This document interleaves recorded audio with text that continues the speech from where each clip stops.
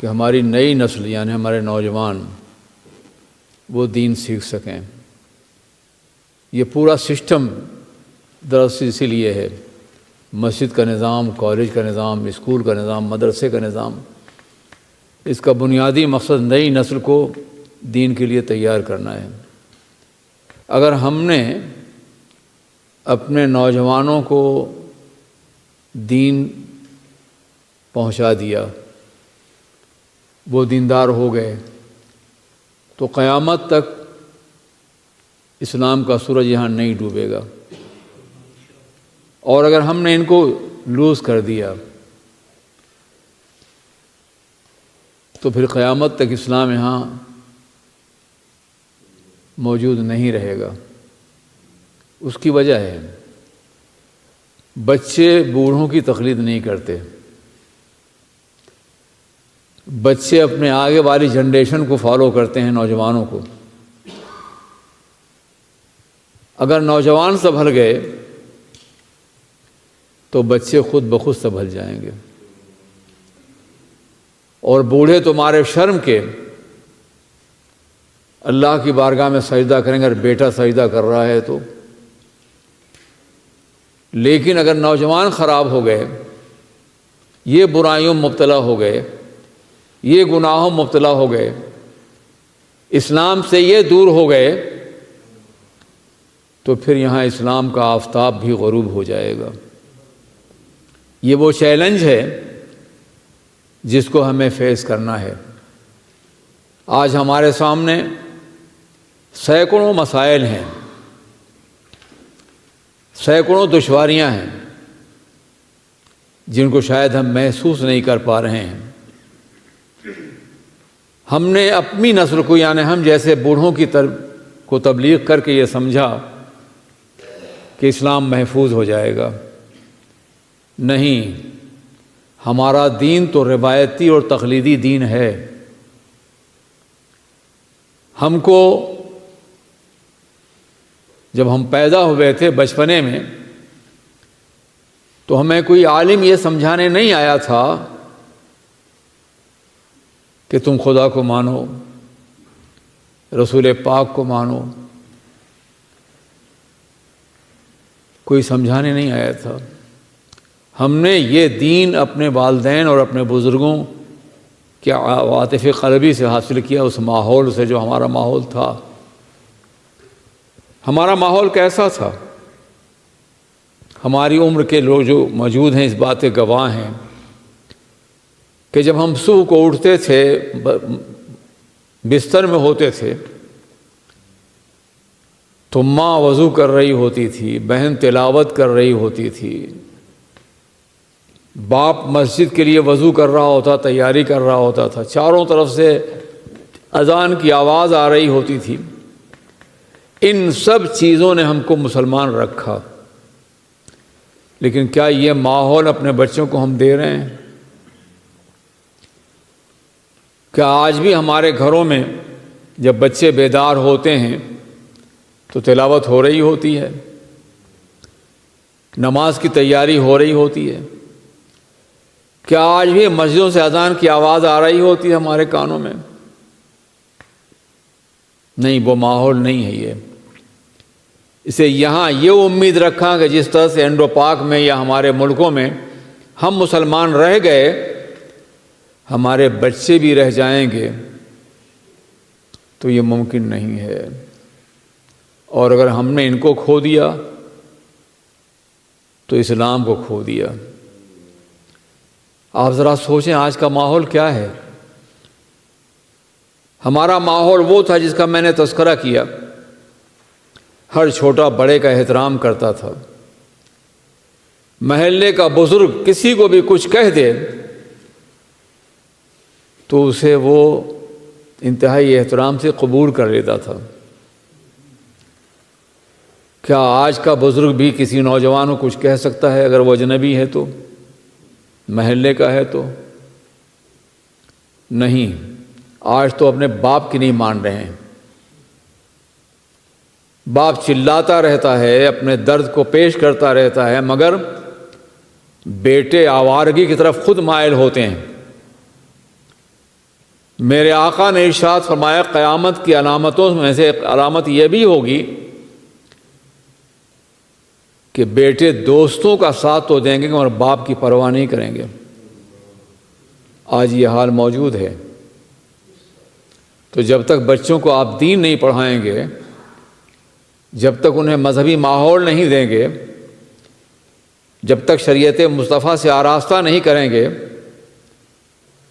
تو وہ گمراہ ہو جائیں گے، شرابی ہو جائیں گے، بد کردار ہو جائیں گے، زانی ہو جائیں گے، ڈرگ یوز کریں گے، دماغ خراب ہو جائے گا، پاگل ہو کے مر جائیں گے۔ اور یہ ہو رہا ہے۔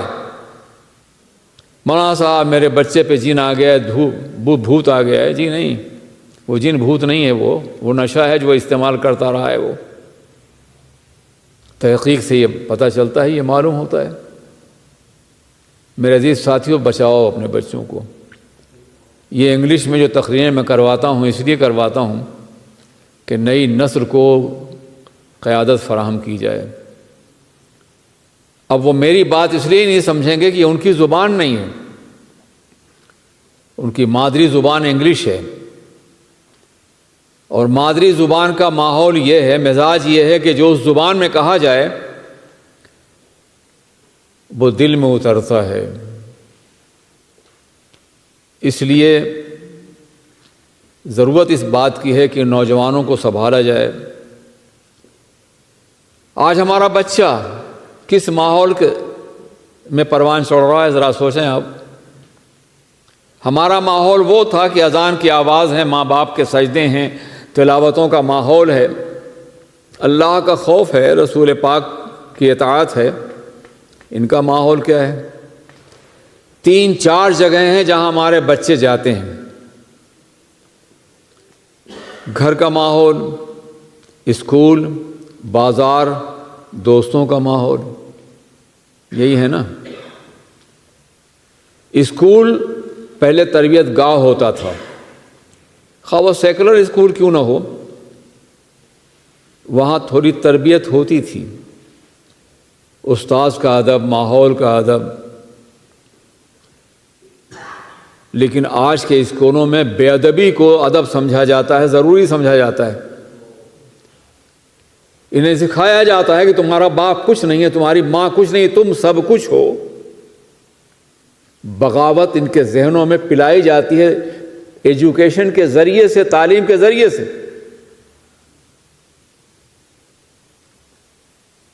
اگر تمہارا باپ کچھ کہے تو پولیس کو بلا لو، تم اسکول کہتا ہے یہ۔ ماں ایک تماچا مار دے، تم اس پولیس کو بلا لو۔ یہ صورتحال اس لیے پیدا ہوئی ہے تاکہ یہ کلچر ٹوٹ جائے، جو ہمارا کلچر ہے، جو ہماری تہذیب ہے۔ خاندان کا نظام ٹوٹ رہا ہے۔ کتنے بیٹے ہیں جو اپنے باپ کے ساتھ رہنا چاہتے ہیں، اور کتنی بیٹیاں ہیں جو اپنی ماں کی قدر و قیمت سے آشنا ہیں۔ خاندان مٹ رہا ہے۔ جہاں سے دین سیکھا جا سکتا تھا وہ ختم ہو رہا ہے، اور اگر ہے بھی تو کیا حال ہے؟ ذرا سوچئے۔ اسکول میں بے ادبی، گستاخی اور بدتمیزی سکھائی جاتی ہے، آوارگی ان کا مزاج ہوتا ہے،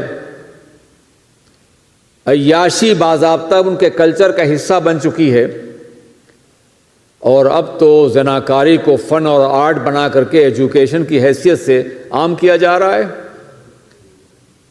ہم جنس سے جنسی رابطے کو باضابطہ قانون کی حیثیت دے دی گئی ہے۔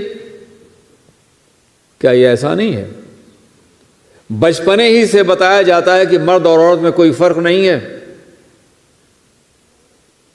شروع ہی سے، اور ایک مرد عورت بن سکتا ہے اور ایک عورت مرد بن سکتی ہے، اپنی نسل کو، اپنی نوعیت کو چینج کر سکتی ہے۔ اتنا خطرناک ہے اس اسکول کا ماحول جہاں ہمارے بچے پروان چڑھ رہے ہیں، جوان ہو رہے ہیں۔ اسکول کے بعد جو دوسری چیز ہوتی ہے وہ ماحول اور بازار ہے۔ بازار کو آقائے دو جہاں صلی اللہ علیہ وسلم نے آج سے 1400 سال پہلے فرمایا تھا، خیر و بقاء الارض مساجدها و شر و بقاء الارض اسواقها۔ زمین کی سب سے بہتر جگہ مسجدیں اور سب سے بری جگہ بازار ہیں. اور آج کا بازار عریانیت کا بازار، فحاشی کا بازار. ایک حیادار آدمی آج بازار میں چل نہیں سکتا ہے، نگاہیں جھک جاتی ہیں. یہ صورتحال ہے. میرے آقا نے فرمایا تھا ایک وقت ایسا آئے گا کہ پہننے والیاں ننگی ہوں گی، پہن کر ننگی ہوں گی. آج یہ ماحول ہر طرف دیکھ لی وہ آ گیا ہے. لباس ہے مگر ننگا پن ہے.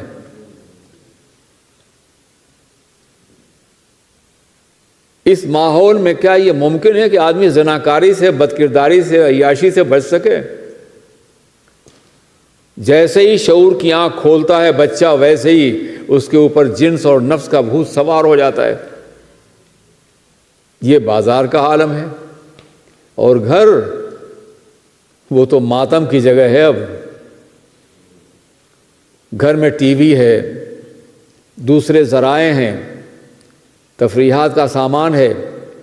ماں بھی دیکھ رہی ہے، باپ بھی دیکھ رہا ہے، بیٹا بھی دیکھ رہا ہے، بھائی بھی دیکھ رہے ہیں. ننگی تصویریں، اریاں فلمیں، ڈرامے.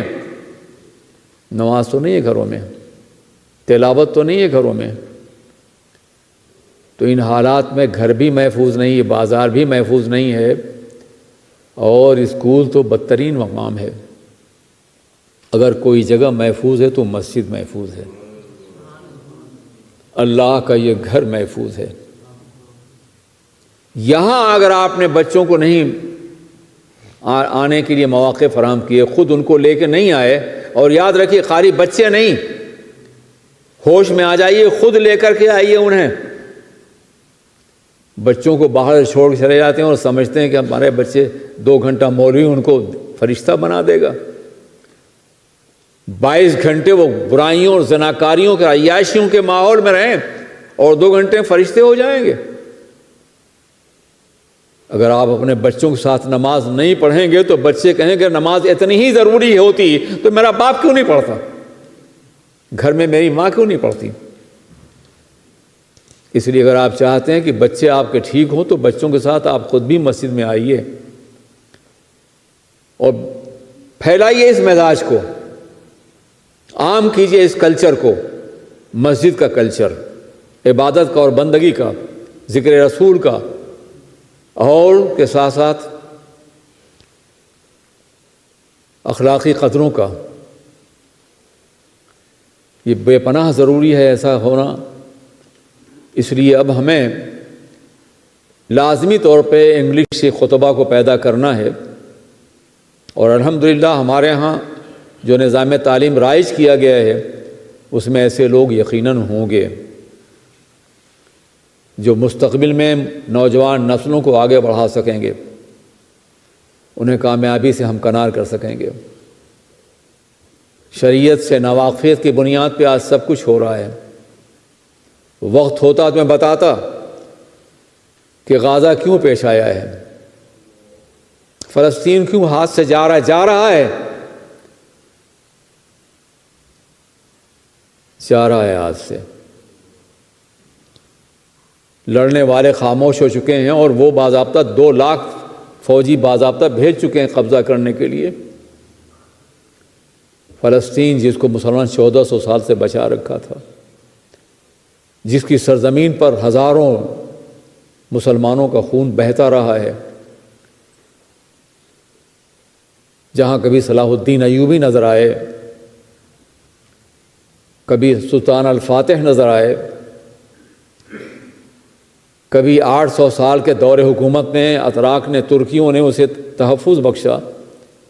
آج وہ ہاتھ سے نکل رہا ہے، اس لیے کہ وہ نوجوان نسل جو مسلمان ہونا چاہیے تو مسلمان نہیں رہ گئی. مغربی کلچر نے ان سے محبت رسول اور دین چھین لیا ہے. ان کے اندر وہ جذبہ نہیں تھا جو پہلے لوگوں کے تھا. جان دینے والے جان دے رہے ہیں، اللہ انہیں شہید بنائے گا انشاءاللہ، مگر قومیں کیوں خاموش ہیں؟ مثال کے طور پر بہت بڑی شکایت ہے سعودی عرب کچھ نہیں بول رہا ہے، مڈل ایسٹ کچھ نہیں بول رہا. اول تو بول نہیں سکتے ہیں، غلام کیا بولے گا.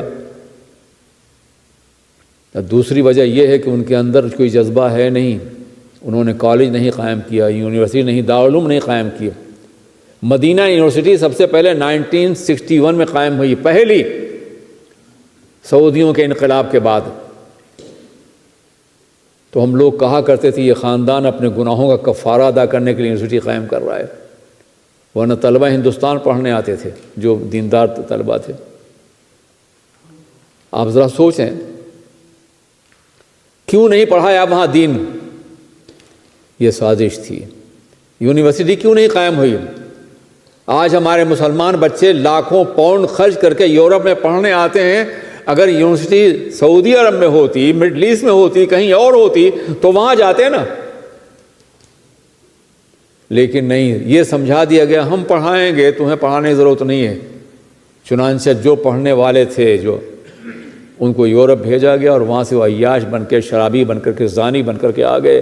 انہیں کوئی درد نہیں اس بات کا کہ فلسطین رہے یا کعبہ کا تحفظ حاصل ہو، بالکل نہیں، بے درد، ضمیر مر چکا ہے ان کا، اس قوم نے ضمیر چھین لیا ہے ان کا۔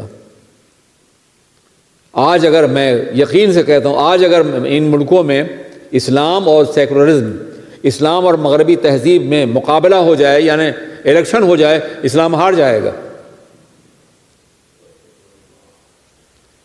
اس لیے آج ضرورت یہ ہے کہ آپ اسلام منتقل کریں اپنی اولاد کے اندر، ورنہ جب اپنے ملک میں اسلام نہیں رہے گا، نہیں رہا ہے، تو یہاں کیسے بچا لیں گے آپ؟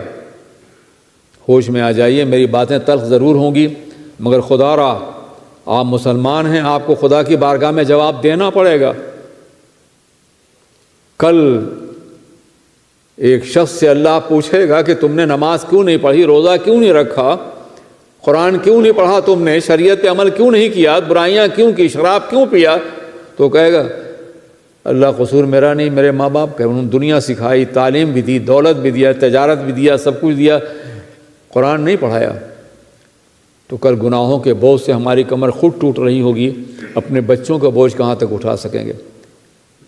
اللہ کی مقدس کتاب نے 1400 سال پہلے یہ اعلان کر دیا تھا، یا ایھا الذین آمنوا قوا انفسکم واہلیکم نارا وقودھا الناس والحجارہ، اے مسلمانوں اپنے کو اور اپنی اولاد کو جہنم کے دہکتے شعلوں سے بچاؤ جس کے ایندھن انسان بھی اور پتھر بھی ہیں۔